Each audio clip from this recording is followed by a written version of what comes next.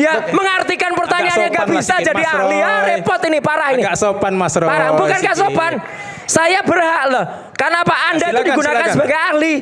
Anda memojokkan saya. Saya harus mengkritik karena Anda gak sesuai dengan undang-undang. Saya serahkan ke Prof. Heri dulu atau? Oke. Yang menunggu berapa jam tadi? 3 jam. Prof. Erdi, ini saksi dari ahli dari penyidik.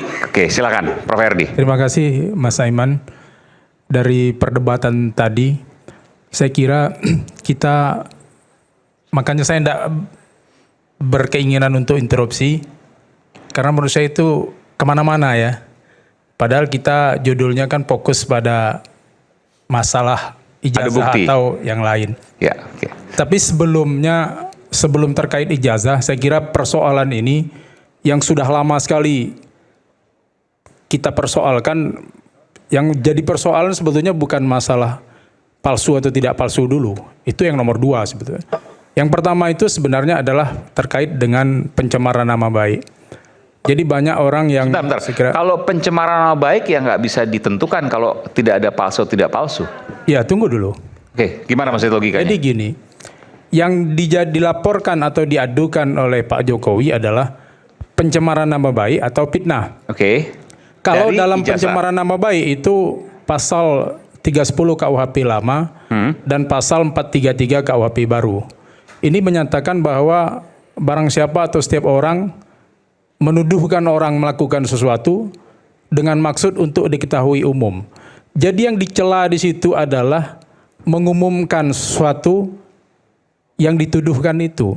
Misalnya saya dituduh selingkuh.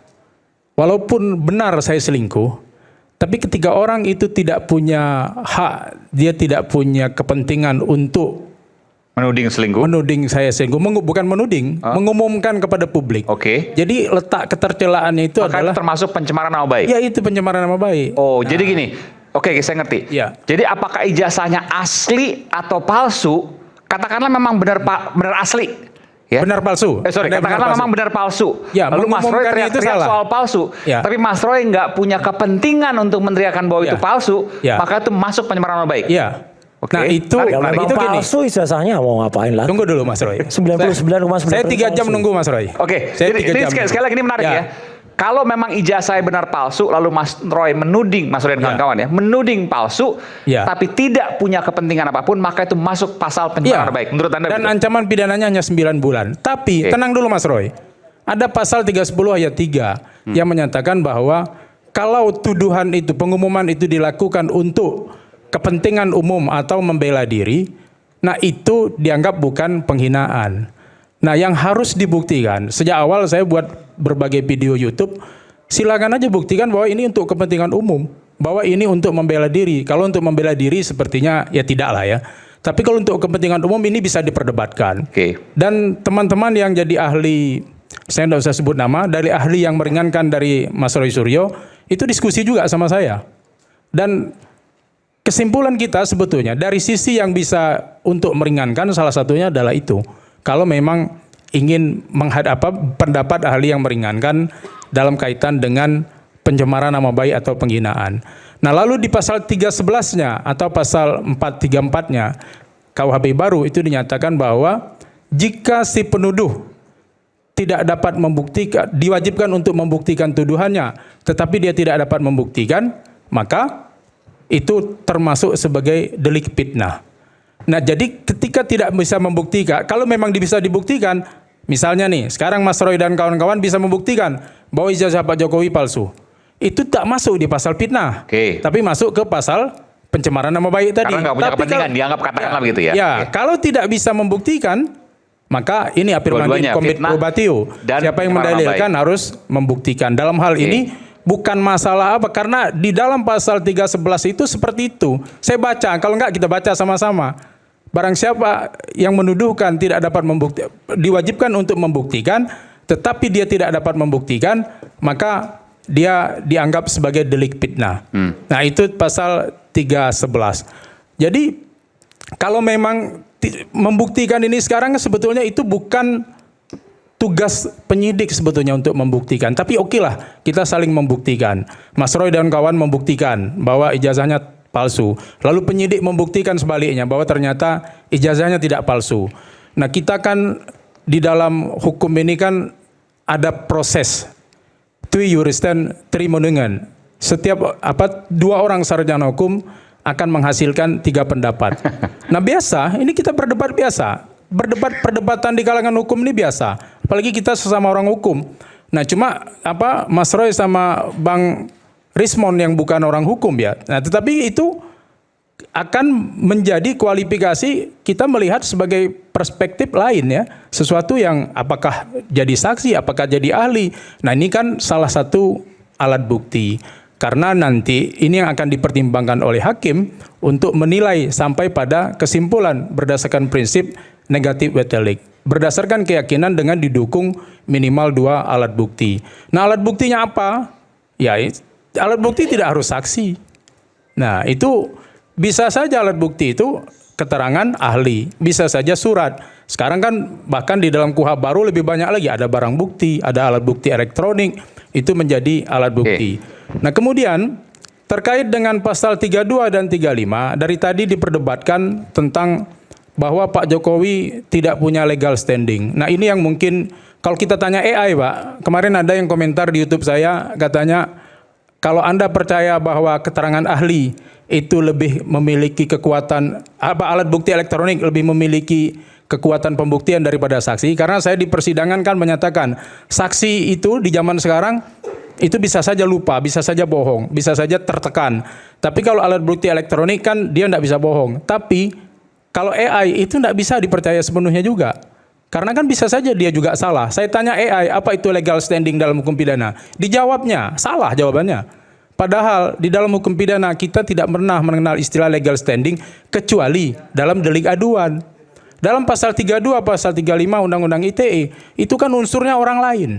Dan yang tadi unsur yang disebut dibacakan oleh Bang Repli, itu alternatif, bukan kumulatif. Pakai koma itu tandanya alternatif. Saya nggak nyusun undang-undang Mas Roya, tapi saya insya Allah sudah ribuan kali menangani kasus seperti ini sebagai ahli. Nah, jadi ini yang membuat kemudian kita memahami. Jadi bukan soal membuat atau tidak membuat, tapi kita menerapkan juga bisa melakukan penemuan hukum di dalam praktek penegakan hukum itu.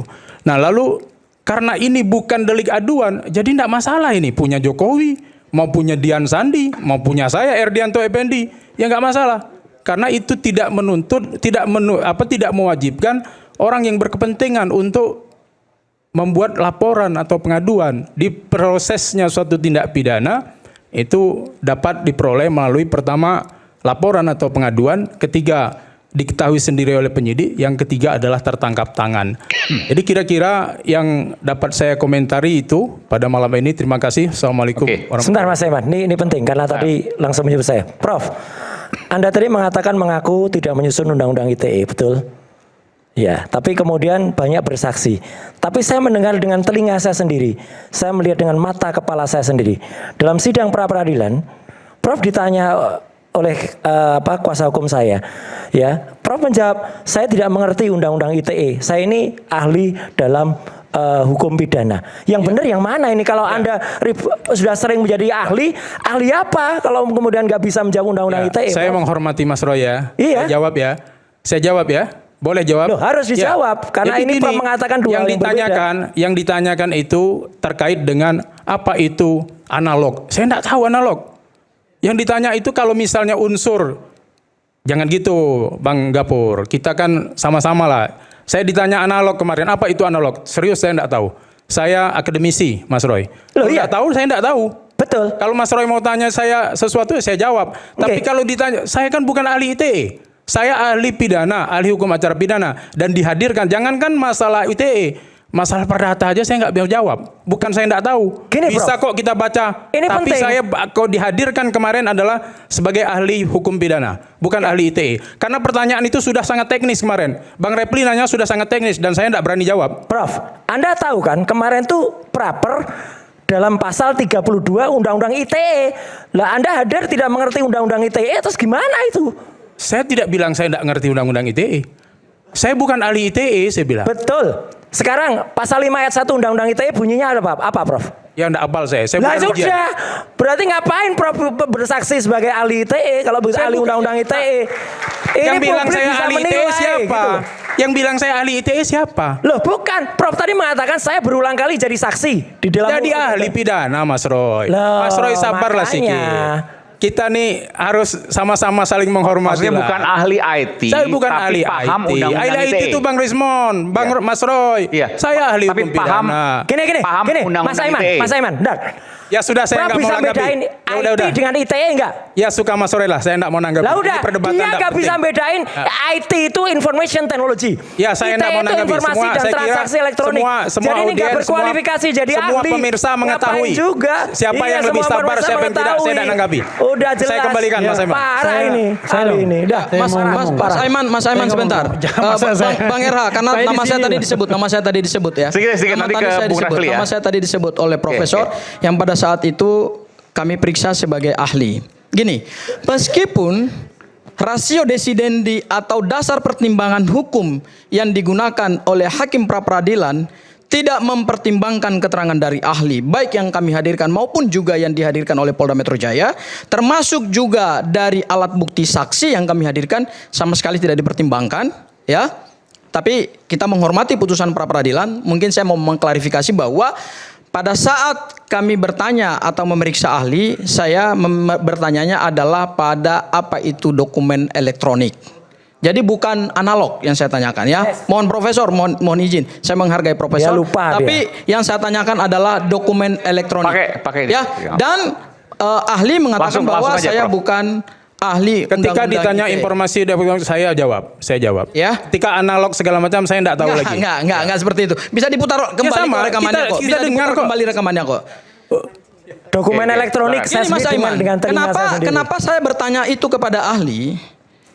Karena sebenarnya saya ingin bertanya juga kepada ahli. Saya bertanya kepada ahli kemarin apakah ahli adalah ahli yang diperiksa nggak di penyidikan? Ternyata enggak. Yang kedua, tapi karena tidak dijawab sebenarnya saya mau kejar dengan satu pertanyaan baru lagi. Tapi ini bukan perdebatan persidangan lagi ya. Hanya istilahnya kita berdialog dan berdiskusi. Yaitu apa? Apakah ahli sudah melihat 712 barang bukti dokumen yang disita oleh penyidik Polda Metro Jaya diserahkan kepada jaksa penuntut umum karena di dalam sidang pra-peradilan jaksa membawa daftar list 712 barang bukti. Sebenarnya saya mau tanya itu ke dia. Kenapa? Karena kalau dia mengatakan, kalau profesor, mohon maaf Pak Profesor, kalau Pak Profesor mengatakan bahwa dia memahami apa yang disebut dengan bukti surat dalam pasal 32, saya tinggal challenge ke dia. Karena dari 712 barang bukti dokumen yang disita dari Universitas Gadjah Mada, semuanya saya udah teliti satu persatu. 2 kali sidang pra-peradilan, saya lebih fokus kepada BAP Pak Jokowi dan saya juga fokus kepada 712 barang bukti dokumen yang disita. Nggak ada hubungannya dengan pasal 32 Undang-Undang ITE. 712 barang bukti itu adalah bukti surat print out. Di mana bukti ahli mengatakan bahwa telah terpenuhi 2 alat bukti permulaan dalam Undang-Undang ITE karena harus terpenuhi bukti elektroniknya? Nggak ada bukti elektronik yang disita oleh Polda Metro Jaya. Semua dokumen itu kebanyakan adalah dokumen politiknya Pak Jokowi dan ada beberapa dokumen dari proses akademik. Tapi karena ahli tidak menjawab bahwa dia mengatakan dia tidak memahami Undang-Undang ITE, makanya saya berhenti. Ini ada Bang Refli Harun di sini. Tapi kita tidak usah memperdebatkan sesuatu fakta yang pada akhirnya fakta itu juga tidak dipertimbangkan oleh hakim. Karena hakim conclusionnya adalah ini hanya semata-mata mengulur-ngulur. Tidak relevan. Pemeriksaan pokok perkara. Dan hakim juga membangun satu rasio desidendi atau pertimbangan hukum yang menurut saya juga kurang tepat. Dan itu tidak konsisten oleh hakim pra-peradilan. Yaitu apa? Hakim mengatakan bahwa pemeriksaan pokok perkara karena sudah dimulai, maka ini bukan lagi kewenangan lembaga pra-peradilan untuk menguji pasal 32 Undang-Undang ITE. Loh, Mas Roy ini statusnya masih tersangka. Ada nggak yang berani mengatakan Mas Roy ini terdakwa? Kalau pengacara Pak Jokowi mau mengatakan Mas Roy terdakwa, ayo kita adu argumen hukum. Ayo, Kita adu argumen hukum. Mas Roy ini tersangka apa terdakwa? Dan kemarin itu yang saya tanyakan kepada ahli. Dan terkonfirmasi juga oleh ahli bahwa Mas Roy ini punya hak mengajukan permohonan pra-peradilan meskipun berkas perkaranya sudah dinyatakan P21. Kenapa dalam pertimbangan hakim mengatakan bahwa ini lebih baik sebelum pelimpahan berkas dan sebelum dinyatakan P21? Loh, hakim kok ngatur-ngatur hak seorang tersangka? Itu kan opsional, itu pilihan. Kapan saja dia pakai sepanjang undang-undang memungkinkan. Makanya kami melihat bahwa kok pertimbangan hakimnya begini, putusannya kami terima. Tetapi sebagai satu dialektika ilmu pengetahuan hukum, saya kira dasar pertimbangan hakim itu banyak hal yang bisa kita perdebatkan. Ya, karena saya ingin bantah lagi apa yang tadi disampaikan oleh Prof. Firman. Hakim itu bukan membuat hukum. Kalau dikatakan hakim telah membuat hukum, wah itu salah. Hakim itu membuat putusan. Hakim tidak membuat hukum, karena hukum itu dibuat oleh pembuat undang-undang. Dan hakim boleh menemukan hukum namanya res finding.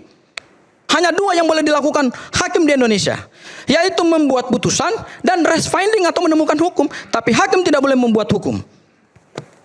Tadi saya mendengar bisik-bisik bahwa oh ini judge made law. Come on, ini sistemnya civil law. Ini bukan common law seperti Anglo-Saxon yang diterapkan di Amerika. Di dalam sistem civil law, hakim adalah operator undang-undang.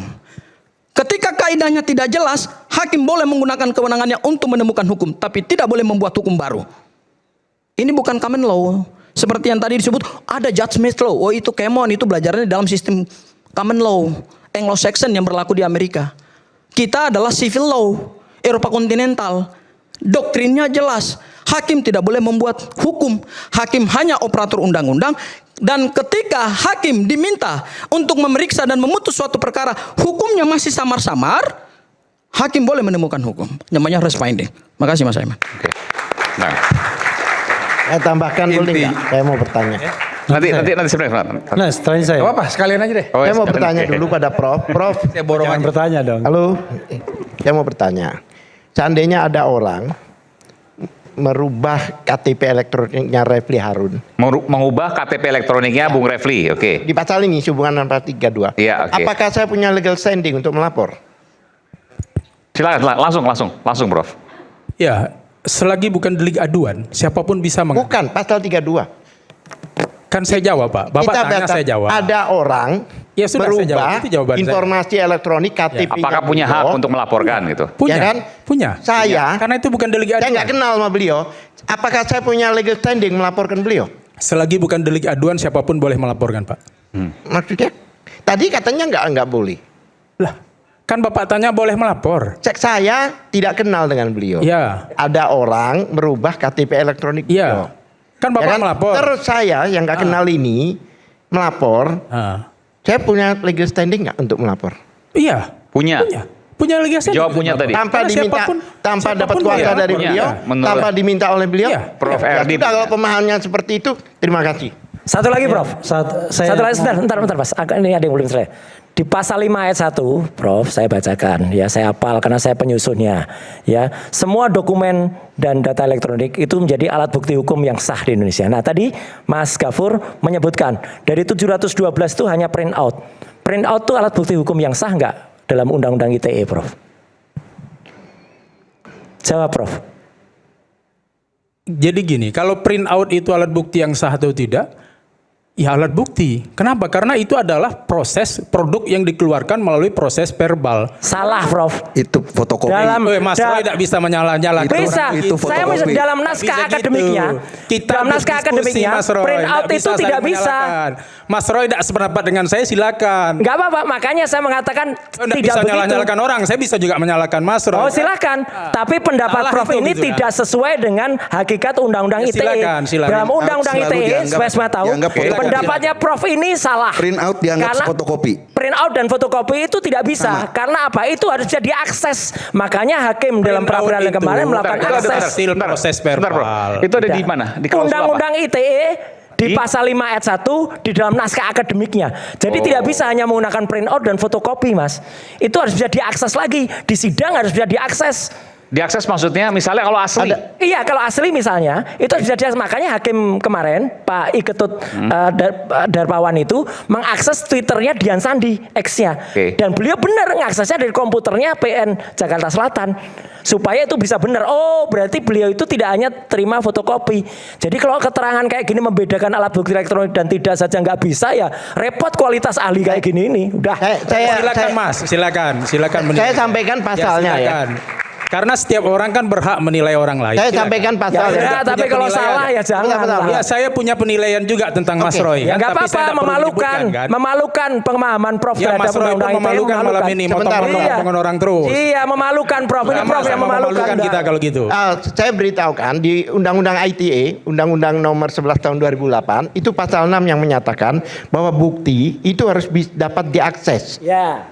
Satu. Bukan Pak, tadi Enggak, pertanyaan artinya- Mas Roy tadi kan apakah hasil BAP di print itu bisa Ya, jadi alat sebenarnya bukti. begini. Bukan hasil BAP ini, dengar aja gak bisa. Gimana orang ini? Ya, mengartikan pertanyaannya Agak gak sopan bisa lah sedikit, jadi Mas ahli. Ya, Roy. repot ini, parah ini. Agak sopan Mas Roy. Parah, bukan gak sedikit. sopan. Saya berhak loh. Kenapa Anda itu Silakan, digunakan silakan. sebagai ahli? Anda memojokkan saya. Saya harus Kapan saya mengkritik karena Anda memojokkan? gak sesuai Saya dengan nggak pernah undang-undang. memojokkan.